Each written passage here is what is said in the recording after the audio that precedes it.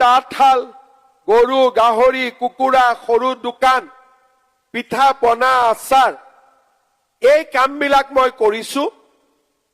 আপোনাক আমি দেখুৱাই দিছো, আপোনালোকে চাই লওক। তেতিয়া আমি আপোনালোকক আকৌ মাতিম আৰু দ্বিতীয়বাৰ আমি আপোনালোকক 25,000 টকাকৈ দিয়াৰ ব্যৱস্থা কৰিম। 25,000 পালো, আকৌ আমি আপোনালোকক চাম। তৃতীয় বছৰত আমি আপোনালোকক 50,000 টকাকৈ আগবঢ়াম। দ্বিতীয়বাৰ কিন্তু আমি নানো, আপোনালোকে নিজে আহিব লাগিব।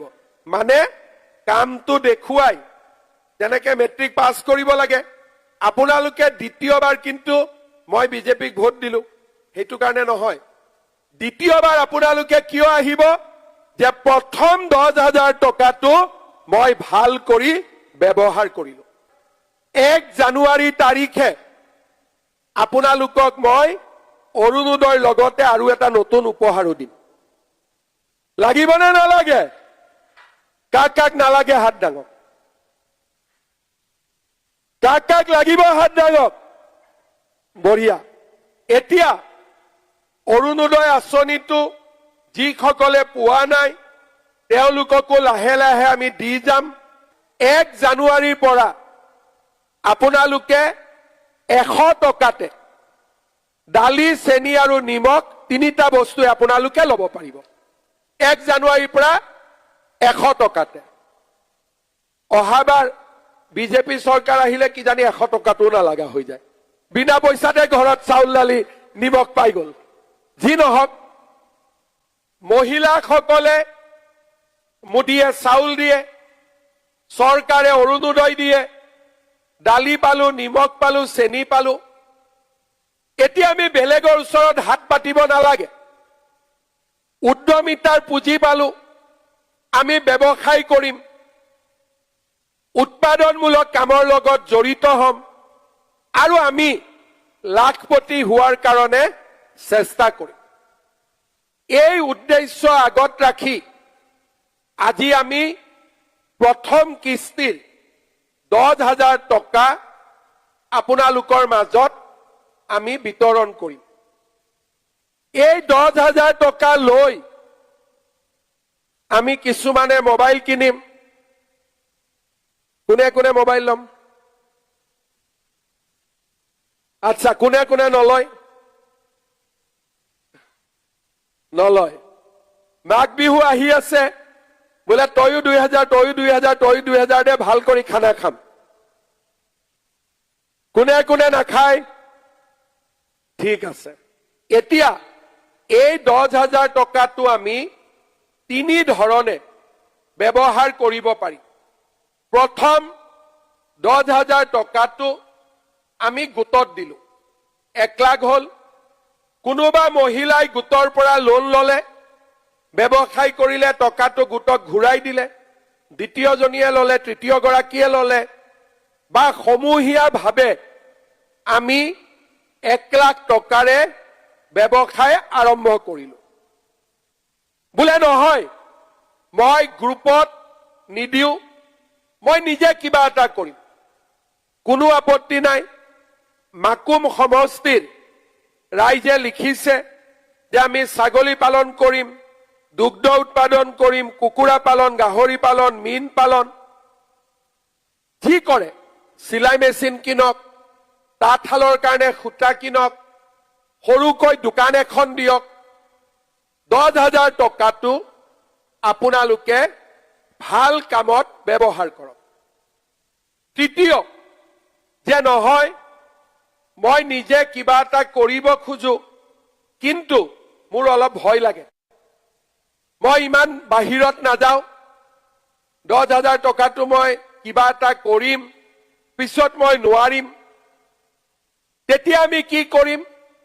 আমাৰ হাজবেণ্ডৰ লগত তেওঁৰ যি ব্যৱসায় আছে তাতে আমি 10,000 টকাটো খৰচ কৰিব পাৰিম। ঘৰৰ দোকান আছে, তাতে দিয়ক 10,000। হাজবেণ্ডে সৰুকৈ কিবা এটা ব্যৱসায় কৰি আছে, তাতে দিয়ক 10,000। কাৰণ ঘৰৰ ব্যৱসায়টো আমাৰ নিজৰে ব্যৱসায়। এই তিনিটা কাম কৰাৰ পিছত আমি 6 মাহ 7 মাহ পিছত আপোনালোকৰ ঘৰত আমি আকৌ যাম। আমি আপোনালোকক সুধিম যে বাইদেউ 10,000 টকাটো কেনেকে খৰচ কৰিলে। বোলে মই মোবাইল এটা ললো, ভাল কথা। বোলে বিহু আহিয়ে গল, ভাল কৰি হাঁহ মাৰি ভাত এসাঁজ খালো, কোমোৰা দি হাঁহ বনালো, সিও এটা কাম। বোলে নহয়, দোকানত ধাৰ আছিলে, ধাৰটো মাৰি দিলো, সেইটোও এটা কাম। ঠিক আছে। কিন্তু যিসকলে আমাক কব যে মই তাঁতশাল, গৰু গাহৰি কুকুৰা, সৰু দোকান, পিঠা পনা আচাৰ, এই কামবিলাক মই কৰিছো, আপোনাক আমি দেখুৱাই দিছো, আপোনালোকে চাই লওক। তেতিয়া আমি আপোনালোকক আকৌ মাতিম আৰু দ্বিতীয়বাৰ আমি আপোনালোকক 25,000 টকাকৈ দিয়াৰ ব্যৱস্থা কৰিম। 25,000 পালো, আকৌ আমি আপোনালোকক চাম। তৃতীয় বছৰত আমি আপোনালোকক 50,000 টকাকৈ আগবঢ়াম। এতিয়া মোক কওক, 25,000 টকা লবলৈ কাৰ কাৰ মনত ইচ্ছা আছে? চবৰে আছে? ঠিক আছে।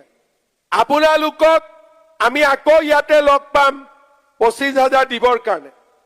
তেতিয়া কিন্তু 22,000তকৈ মহিলাৰ সংখ্যা কমিব নালাগে। হবতো? চবে আহিব পাৰিব নে নোৱাৰিব?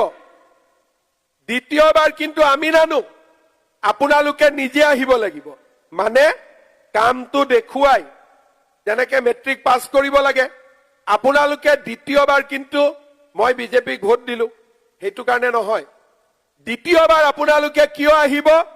যে প্ৰথম 10,000 টকাটো মই ভাল কৰি ব্যৱহাৰ কৰিলো। চবে পাৰিব আহিবৰ কাৰণে? পাৰিব। এতিয়া আপোনালোকক মই দুটা সৰু কথা কৈ মই সামৰণি মাৰিম। 1 জানুৱাৰী তাৰিখে কোনে কোনে অৰুণোদয় পাই আছে হাত দাঙকচোন। আচ্ছা, কোনে কোনে অৰুণোদয় পোৱা নাই হাত দাঙক।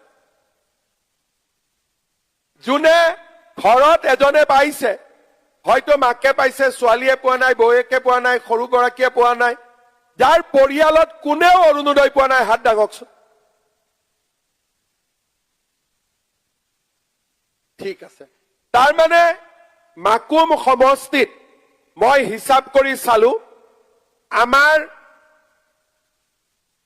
29,522 গৰাকী পৰিয়ালে অৰুণোদয় আঁচনি পাইছে। এতিয়া চৰকাৰী চাকৰি নথকা বা পাবলগীয়া আৰু 2-3 হাজাৰ মহিলা আছে। তেখেতসকলক যদি আমি অৰুণোদয় দি দিওঁ, মোটামুটি সকলোৱে পাই যাব। যিসকলে অৰুণোদয় পাই আছে, 1 জানুৱাৰী তাৰিখে আপোনালোকক মই অৰুণোদয়ৰ লগতে আৰু এটা নতুন উপহাৰো দিম। লাগিব নে নালাগে? কাক কাক নালাগে হাত দাঙক। কাক কাক লাগিব হাত দাঙক। বঢ়িয়া। এতিয়া অৰুণোদয় আঁচনিটো যিসকলে পোৱা নাই তেওঁলোককো লাহে লাহে আমি দি যাম।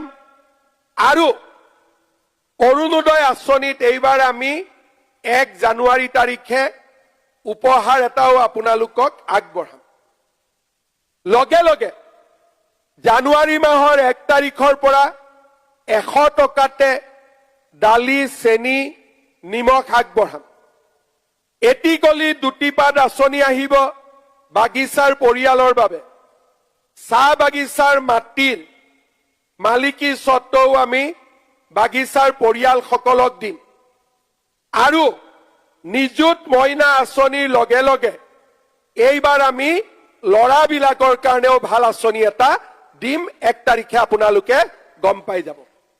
তাৰ মানে চাউল দিলো, 20 কেজি চাউল আহিলেও 800 টকা। চেনি দালি নিমখ হল, অৰুণোদয় হল, উদ্যমিতা হল, ল'ৰা ছোৱালীৰ পঢ়াৰ খৰচ